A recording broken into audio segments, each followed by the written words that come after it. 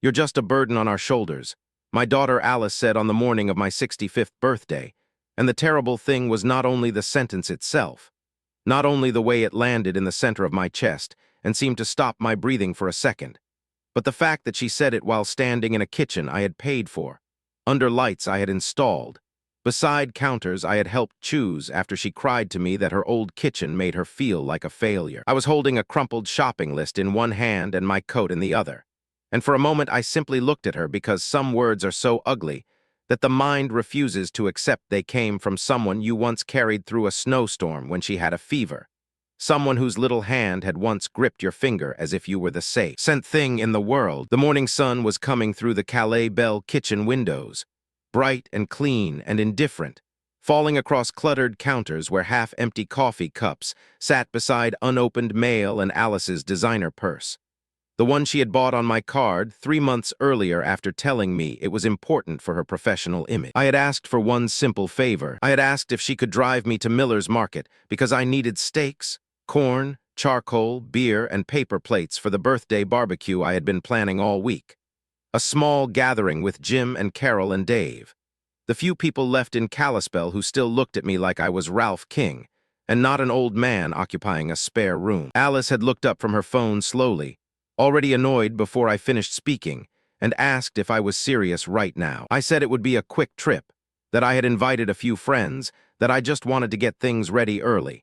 And she stood so abruptly that her chair scraped across the tile with a sound that made the whole kitchen seem to flinch. She said she was not my chauffeur. She said she had responsibilities. She said everything in this house could not revolve around my little needs. Then she said the words, "You're just a burden on our shoulders." She did not shout at first. She delivered it with the sharp control of someone who had rehearsed a feeling for a long time, and finally found an excuse to release it. I remember the refrigerator humming behind her. I remember Logan appearing in the doorway in his gym shirt, arms folded across his chest, his face wearing that familiar expression of bored judgment that had grown more common over the last year. I remember him saying, "Jesus, Ralph, can't you figure anything out yourself?" And I remember how that hurt in a different way because Logan had never called me dad, never even tried. But he had accepted my checks with the easy comfort of a son. I looked down at the shopping list. Beer, rib eyes, corn, charcoal, birthday cake, simple things written in my own careful block letters, suddenly foolish in my hand. I told Alice it was my birthday, and she laughed, not loudly, not theatrically, but with a small brittle sound that carried more contempt than anger. She said, "Your birthday," like the words themselves were ridiculous. She asked if I thought that made me special. She asked if I thought being old meant everyone had to stop and serve me. Logan leaned against the doorframe and shook his head, as though he were the reasonable one in a room full of irrational people. He said they were not running a charity here. Alice said I lived in their house, ate their food, used their utilities, and made everything harder. Their house, the phrase was so smooth in her mouth that for a second I wondered if she had forgotten, truly forgotten, or if forgetting had simply become convenient. I had bought that house for them 2 years earlier after Logan's business collapsed, and Alice called me crying so hard I could barely understand her, saying they were going to lose their lease, saying she could not bear another humiliation, saying she just needed stability. I had put down the payment. I had co-signed what needed to be signed. I had paid the emergency repairs. I had replaced the water heater. I had painted the white picket fence the previous summer, because Logan said he did not have time, and Alice said the peeling paint embarrassed her when coworkers came over. I had asked for nothing except the back bedroom after my knees started hurting too much to manage the stairs at my old place. And even then I paid for groceries, utilities, insurance, dental bills, car repairs, dinners, clothes, vacations, and whatever crisis came next wearing the mask of family. That morning, though, none of that mattered. I was a burden. I was an inconvenience with a wallet. I was a man whose usefulness had become so constant that it disappeared from their sight. I told them fine. I took my coat from the hook. Alice told me not to play the victim. Logan muttered something about drama. I walked out without answering, leaving Mrs. Peterson's unopened birthday card on the counter beside the coffee mug Alice had left in the sink. And as the front door closed behind me, I felt the cold Montana air strike my face with more kindness than anything inside that house had offered all morning. The taxi came faster than I expected. Maybe I had expected the world itself to resist me the way my daughter did. But the dispatcher was polite, and the driver arrived in 6 minutes. He was a thick-set man with a gray beard and a wool cap pulled low over his ears. And when I got in with my shopping list still crushed in my fist, he asked where to. "Miller's Market," I said. He glanced at me in the mirror, saw something in my face, and did not ask anything else for almost a mile. We drove through Kalispell while the town moved through its ordinary Saturday morning motions.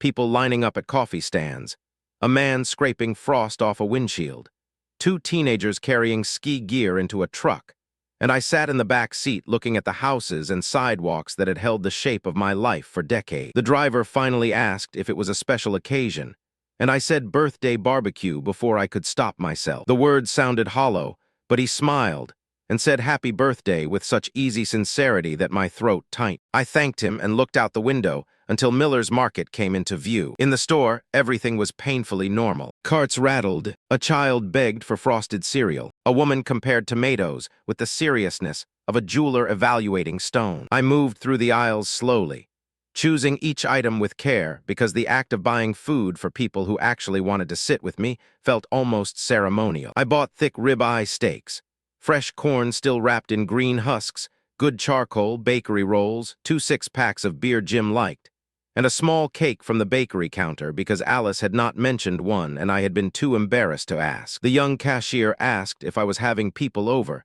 and I said a few old friends. He helped me bag everything and called me sir without making it sound like a joke. It is strange how small kindnesses from strangers can hurt more than cruelty from family, because they reveal how little you have been accepting as normal. On the ride home, the driver helped me carry the bags to the front door and refused the larger tip I offered. He said birthdays ought to come with a little extra help. I stood there watching him drive away and felt an ache I could not name. Inside, the house was quiet. Alice and Logan had retreated somewhere, likely their bedroom, likely to complain about how difficult I was becoming. I unpacked the groceries carefully. Steaks in the refrigerator, corn in a bowl, charcoal near the back door, beer on the lower shelf. I pulled out the good plates, the wedding plates Maria and I had received 40 years earlier, and that I had brought with me after she died because I could not bear to donate them or leave them packed in a storage unit. Each plate had a thin blue rim and a tiny pattern of leaves around the edge,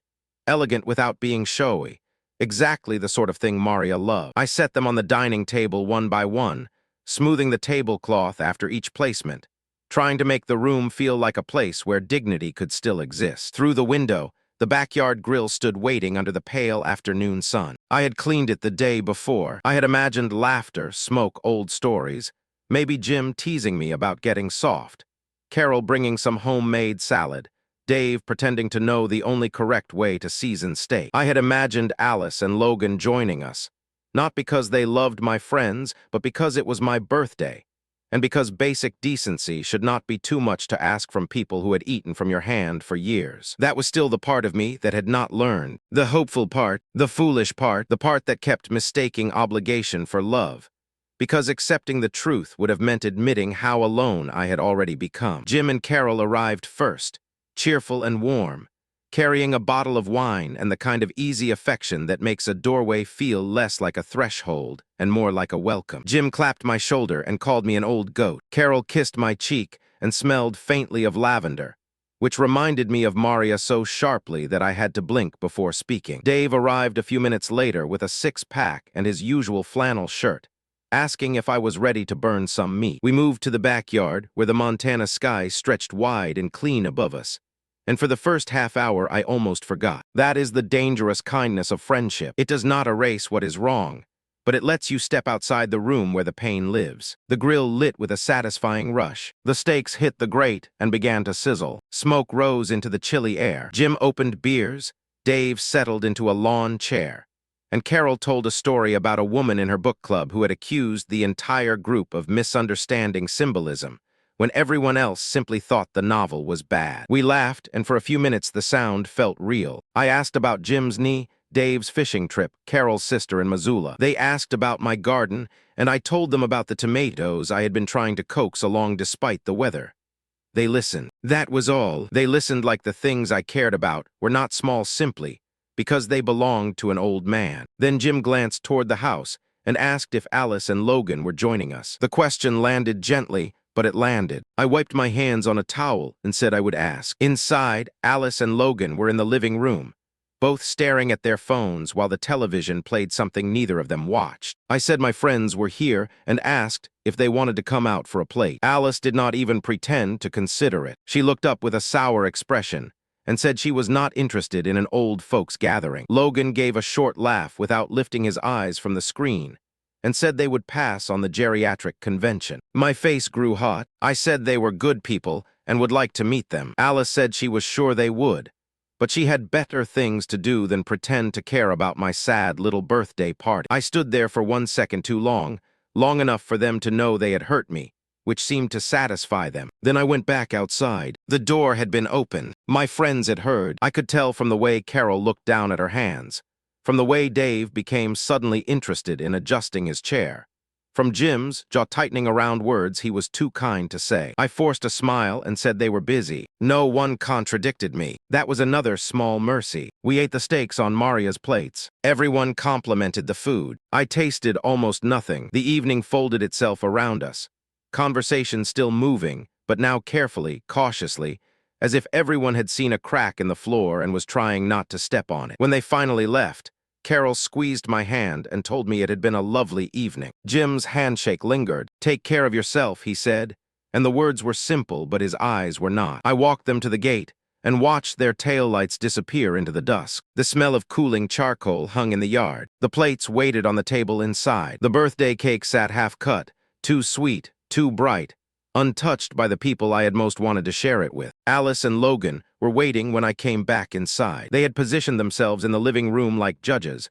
arms crossed, faces set. I remember thinking that they must have discussed this during the barbecue, must have planned the posture, the tone, the accusation, because people who want control rarely improvise when they can stage something. Alice said, "Nice party," her voice sharp with mockery. Logan smiled and said, "Real impressive guest list, Ralph." I still had the smell of smoke on my hand. I still had Carol's kindness in my ears. I asked them what this was about, though I knew. Logan stepped forward first. He said, "What the hell were you thinking, bringing those people into our house?" "Our house again." Alice followed quickly, saying they did not agree to host my senior citizens' social club. I said I cooked, I cleaned, they disturbed nothing. Logan's voice rose. He said that was not the point. The point was that I did not make decisions there. He told me I was a guest in the house I had paid to save, a guest in the family I had financed. Alice said if I could not respect their boundaries, maybe I needed to find somewhere else to live. The silence after that sentence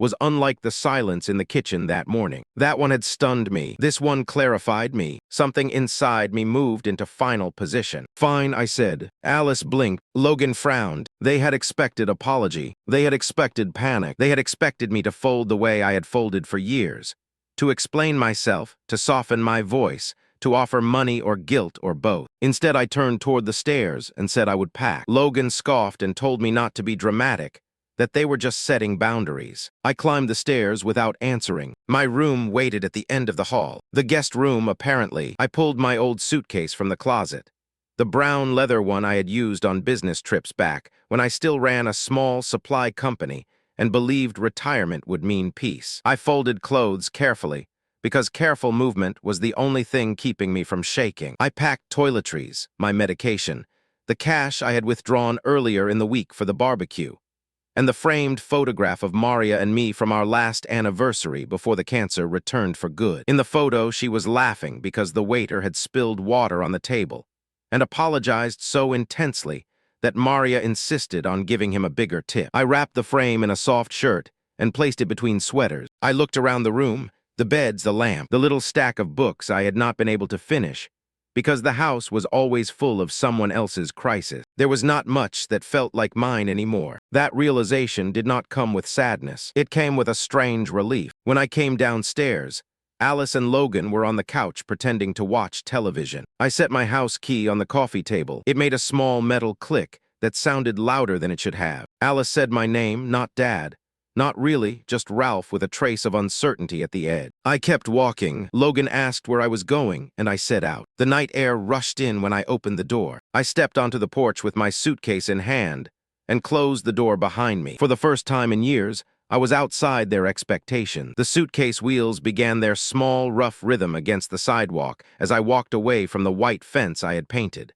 The windows I had washed, the roof repairs I had paid for, and the people inside who had mistaken access for ownership. Kalispell at night was quiet in the way small towns are quiet when they are pretending not to hear anything. Streetlights made warm circles on the pavement. A dog barked once and stopped. My breath appeared and vanished in front of me. I passed the elementary school where Alice had gone to kindergarten, and for a moment I saw her at 5, cheeks red from cold, running toward me with a paper turkey made from traced handprints. I kept walking. I passed the park where she learned to ride a bicycle, where I ran behind her with one hand on the seat until she shouted, "Let go, Daddy, let go," and I did.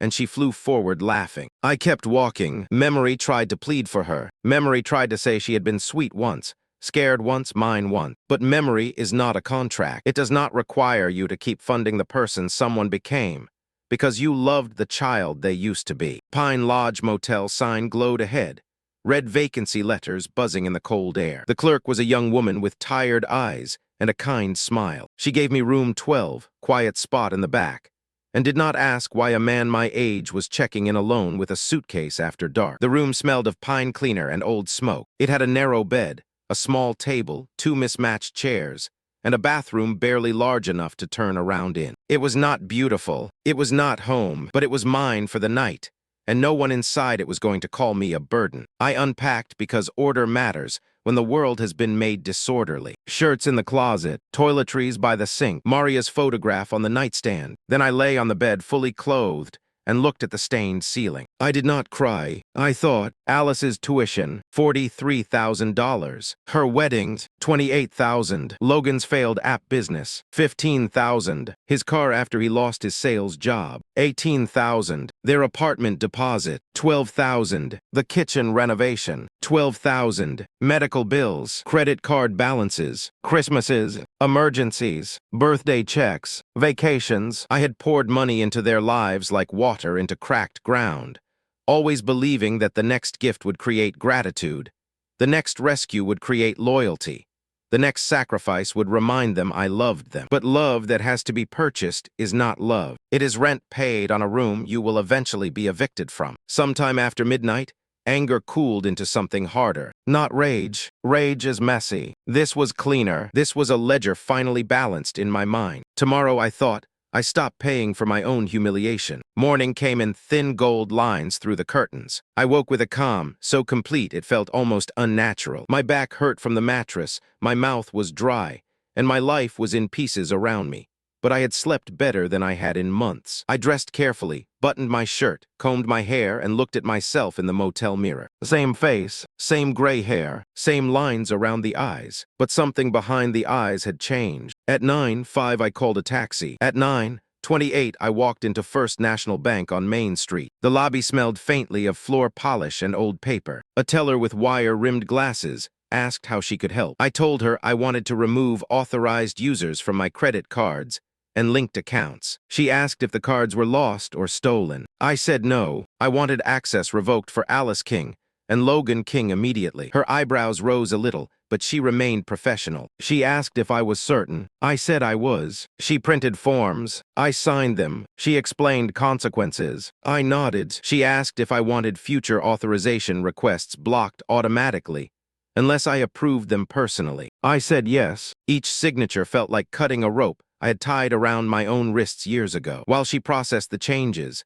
I remembered Alice calling 2 months earlier about the kitchen renovation. She had said the cabinets made her feel ashamed. She had said she could not host coworkers in a house that looked unfinished. She had cried. I transferred the money before dinner. I did not ask for repayment. I did not ask for thanks. I had trained them well. The teller slid the final folder toward me and said the changes were effective immediately. I thanked her. When I stepped outside, the cold air felt sharp and clean. My phone began vibrating before I reached the curb. Alice. I let it ring once, twice, 3 times, then answered in the taxi. She exploded before I could speak. Her card had been declined at Nordstrom. The cashier had cut it up. Did I know how embarrassing that was? I looked out the window as downtown moved past and asked how it felt.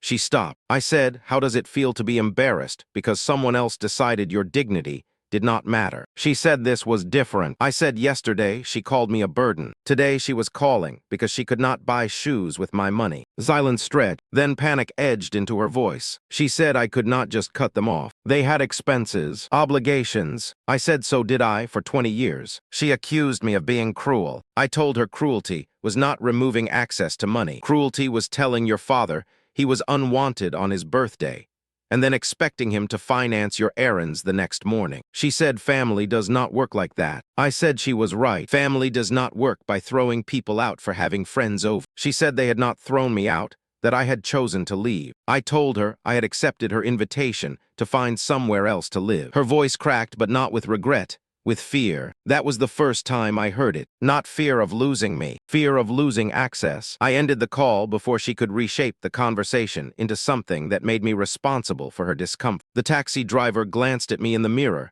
and asked if everything was all right. I said it was getting better by the minute. By the time the taxi returned to Pine Lodge, Logan was waiting under the sign, pacing like a man rehearsing violence. He saw me and crossed the lot fast, shoulders forward, jaw tight. He demanded to know what the hell I thought I was playing at. He said Alice's card had been declined, their airline confirmation had vanished, and I was going to fix it. That was the first I realized the Hawaii tickets had been linked to the account changes. 3 weeks earlier, I had booked a first-class trip for all 3 of us.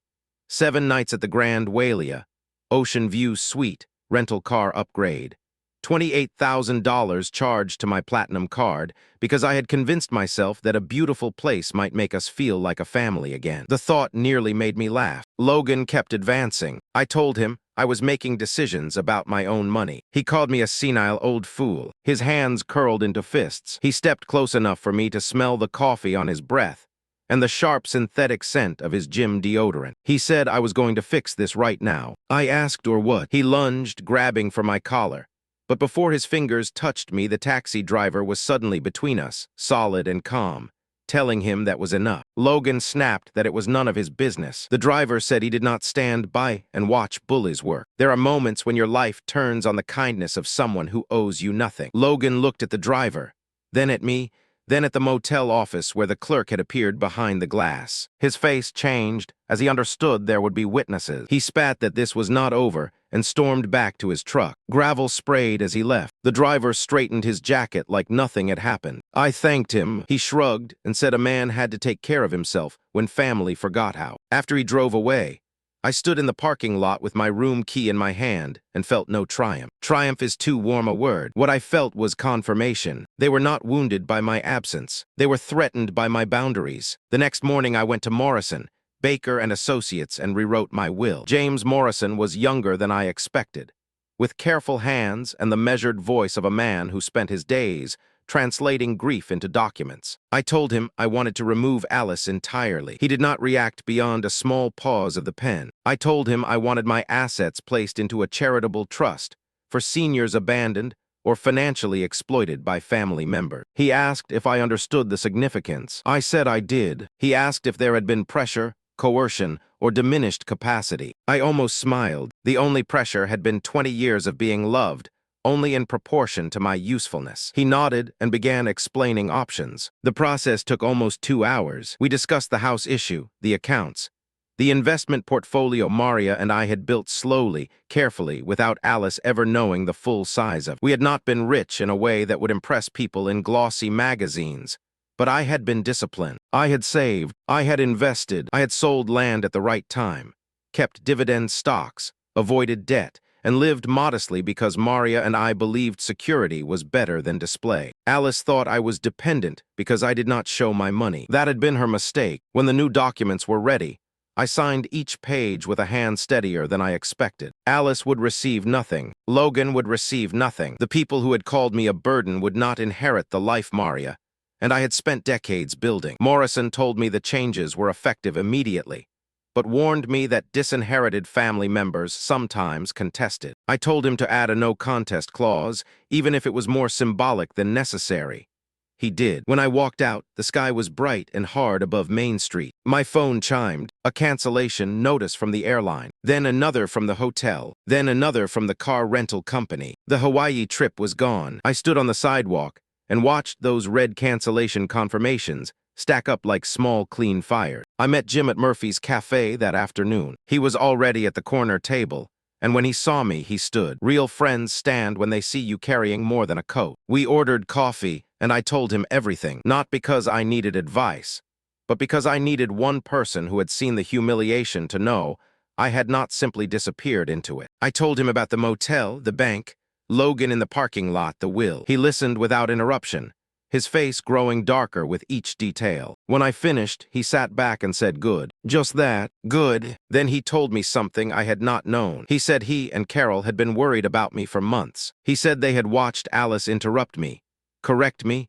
dismiss me, and laugh at me in small ways that were hard to confront because I always covered for her. He said last night had been the first time they heard it spoken plainly enough that denial was no longer available. I stared at my coffee. I wanted to defend her. A father's reflex is stubborn, but no defense came. My phone rang. Alice again. Jim glanced at it. I answered and put it on speaker before I could talk myself out of it. Alice was frantic now, not just angry. She had received the Hawaii cancellation. She called it my tantrum. She said Logan thought they might need to have me evaluated, declared mentally incompetent. The cafe grew quieter. I said she was welcome to try, but she should understand that my attorney had evaluated my capacity that morning while rewriting my will. Silence. Then she asked what that meant. I said it meant she and Logan were no longer beneficiaries. The sound she made was not grief. It was outrage. She said I could not do that to my own daughter. I said she had stopped treating me like a father and started treating me like a resource.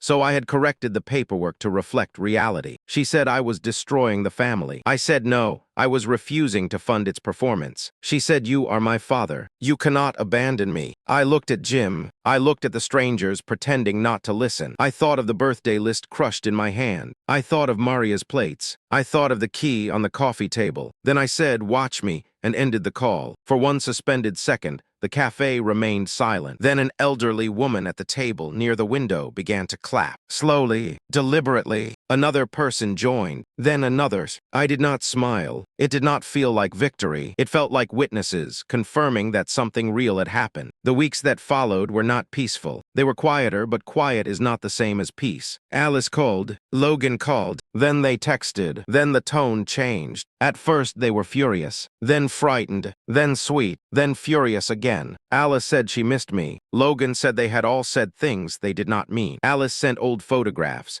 herself as a child in a Halloween costume, the three of us after Maria's funeral, a Christmas morning where she sat beside me with her head on my shoulder. Those were the hardest, not because they changed anything, but because they reminded me that the cruelty had not erased the love that came before it. That is what makes cutting off family different from cutting off a stranger. You are not only leaving what they did, you are burying what you hoped they would become. I bought a modest ranch house on Hillside Drive, with broad windows facing the Swan Mountains and a kitchen just large enough for one man who still enjoyed cooking. The realtor said it had good bones. I almost told her people used to say that about me. I moved in with very little. Clothes, books, Maria's photograph, my new legal papers. The first night I made soup, ate it at the small table by the window, and listened to the house settle around me. No one complained about the smell. No one asked why I bought the expensive bread. No one sighed because I had left a light on. Freedom, I discovered, can feel like grief before it feels like relief. I walked trails near Flathead Lake. I bought groceries without checking whether Alice preferred a brand. I visited the hardware store and chose tools for projects that had no purpose except my own satisfaction. I called my sister in Oregon, the call I had postponed for years because Alice always had something more urgent. My sister cried when she heard my voice. She said she had wondered when I would come back to myself. I did not know what to say to that. Alice and Logan lasted 18 days before showing up at the new house. I had not given them the address, but Kalispell is not a city that keeps secrets well, especially from people desperate enough to ask around. I saw their car pull into the driveway just before dusk. For a moment, I considered not opening the door. Then I did, because fear of confrontation had kept me polite for too long. Alice stood on the porch holding a folder and wearing the expression she used when she wanted to look wounded but composed. Logan stood slightly behind her, less aggressive than before, but no less angry. Alice said, "Dad, can we come in?" I said no, but we could speak on the porch. That surprised her. She looked past me into the house, trying to see what I had bought, what I had kept, what might still be accessible. Then she looked back at me and softened her face. She said she was sorry. She said she had been overwhelmed. She said caregiving was hard. Caregiving? The word almost made me laugh. I asked what care she had given. She blinked. I said I bought groceries, paid utilities, covered bills, cooked most of my own meals, and stayed in one room unless invited elsewhere. I asked what burden of care she had carried besides the emotional inconvenience of my presence. Logan stepped forward and said that was unfair. I told him unfair was trying to grab an old man in a motel parking lot because his wife could not buy shoes. His jaw tightened, but he stayed back. Alice opened the folder. Inside were printouts, articles about elder isolation, notes about family mediation, a brochure for a senior community. She said maybe I had been lonely and acting rashly. She said maybe we could all talk with someone. I asked if that someone would also explain how to reinstate access to my money. Her face changed before she could stop it. There it was, the quick flash of calculation. I told them the will was changed, the accounts were locked, the Hawaii trip was canceled, and nothing would be restored. Alice's eyes filled with tears, and for one awful second I saw the little girl from the playground. Then she said, if Mom could see you now, she would be ashamed. That sentence found the deepest soft place left in me and pressed hard. I gripped the doorframe. I wanted to answer with anger. Instead, I said, your mother knew the difference between love and use. That is why you never spoke to her this way. Alice flinched. Logan said we were done here. I said yes, we were. I closed the door while Alice was still crying. Through the window, I watched them sit in the car for almost 10 minutes before leaving. I did not feel strong. I felt emptied, but I did not open the door. Summer came slowly. In July, on the week we were supposed to be in Hawaii, I took the money I had recovered from the canceled trip and funded the first transfer into the Maria King Dignity Fund. Morrison arranged the paperwork. A local nonprofit that helped older adults facing family displacement received the first grant. The director, a woman named Helen Parks,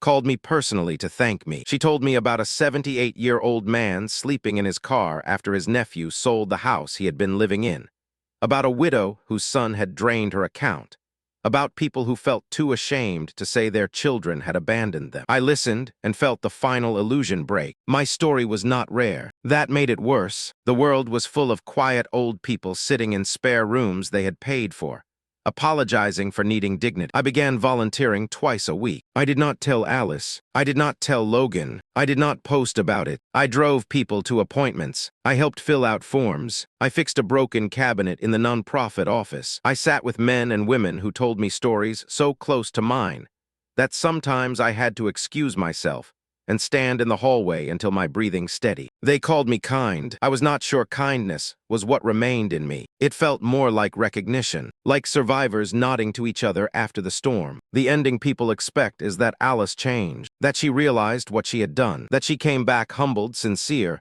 ready to repair. That is not what happened. She sent one final email in late August. It was long, careful, and cruel in a polished way. She wrote that she was grieving the loss of the father she thought she knew. She wrote that money had changed me. She wrote that she hoped one day I would seek help before I destroyed every relationship I had left. She did not mention the birthday. She did not mention the house. She did not mention the word burden. Logan added nothing. I read it once, then I printed it, placed it in a folder with the old will, the new will, the bank forms, the Hawaii cancellations, and the birthday shopping list I had smoothed flat and kept without knowing why. I labeled the folder evidence of a life I will not return to. Then I put it in the bottom drawer of my desk. I did not respond. Now I live alone in the ranch house on Hillside Drive. The mountains change color in the evening. The kitchen stays clean because I clean it. Maria's photograph sits by the window where sunrise touches it first. Some mornings I still reach for my phone thinking I should check whether Alice needs anything. And then I remember that need was the language she used to keep me near enough to use, but far enough to despise. I do not hate my daughter. That would be easier. Hatred is clean. What I feel is colder and more complicated. I love the child she was. I do not trust the woman she became. I miss a family that may have existed only because I paid to keep it assembled. I survived, but survival is not the same as being healed. Something in me closed that night when I left the key on the coffee table, and it has not opened again. Maybe it never will. But every month, the fund sends money to someone who needs a motel room, a lawyer, a lock changed, a ride to a bank.